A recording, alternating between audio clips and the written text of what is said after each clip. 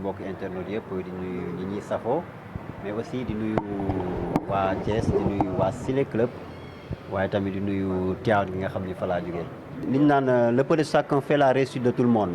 du Babacar Fadera moo ni nañu choisir un tel ou tel film. moo dans l'unanimité ensemble bi ñoom ñëpp ñoo décidé ndoo ni pourquoi pas ñu jël film bi nga xam ne peut-être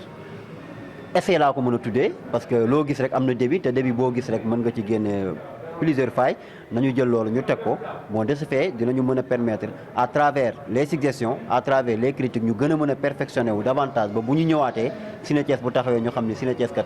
am na ay produits yoo xam ne fu ñu taxaw mën nañu postuler ci seeni film ci yeneen festival mais pour cela pour loolu jàll faaw ñu démarrer ko fii te Ciné Thiès bi nag daa tombeek jour boo xam ni tey la lancement Ciné Thiès Ciné Club bi te kon buñ koy defee ñu choisir ci loolu bon jàpp naa ni incha allahu rabbi avant goût la te ci kanam tuuti rek waxuma Thiès waaye Sénégal waxuma Sénégal mais Afrique dinañ xam les membres de Ciné Thiès yan capacité lañ am ak yan qualité lañ am incha allahu rabbi. Bon Ciné Thiès c'est un ciné club ñu ko mën a waxee comme tous les ciné clubs inspiré de ciné banlieue et tey boo gisee am na membre Ciné Thiès yoo xam ni ça fait 4 ans de cela ñoom chaque jour ñu ngi festival international Dakarcourt di ko dem di ko participer di dem ci module yu ci bari nag ñu ciy liggéey bon ñoom comme ñi ngi dem di liggéey di ñëwaat ñu ni pourquoi pas ñun li ñuy dem Dakar di ko liggéey duñ ko insérer fii ci Thiès parce que am na suñu ay rak am na suñu ay frères am na suñu ay confrères yoo xam ni tey amaana bëgg nañu mais xamuñu voie bi parce que le cinéma est un milieu très restreint bu ñu la wanul yoon bi doo dem ñu ni pourquoi pas ñu insérer Ciné Thiès partager l'expérience qu'on a eu expérience bi ñu jëli jee feneen jëli ñeneen ailleurs s'il le faut ñu indi leen ñu gën ñu perfectionner gën ñu jàppale ba de ce fait Thiès aussi am loo xam ne day concret quand on parle du cinéma ñu ni cinéma pur et dur ni théâtre dominé noonu lañu bëggee aussi cinéma dominé fii biir Thiès te incha allahu rabi avec la compréhension des uns et des autres ku ci nekk bu indee apport personnel am rek incha allahu rabi je pense que ni dinañ ko réussir. beaucoup de pression pour dire vrai une immense pression am na ci.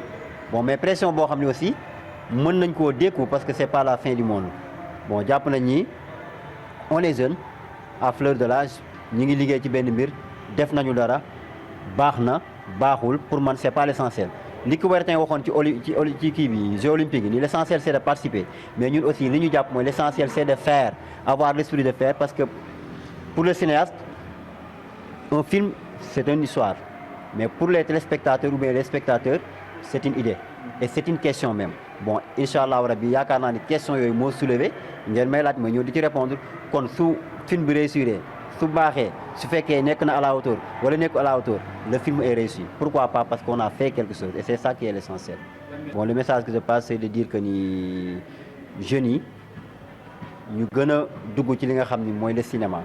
mais aussi mbir boo ciy dugg da nga koy dem jàngi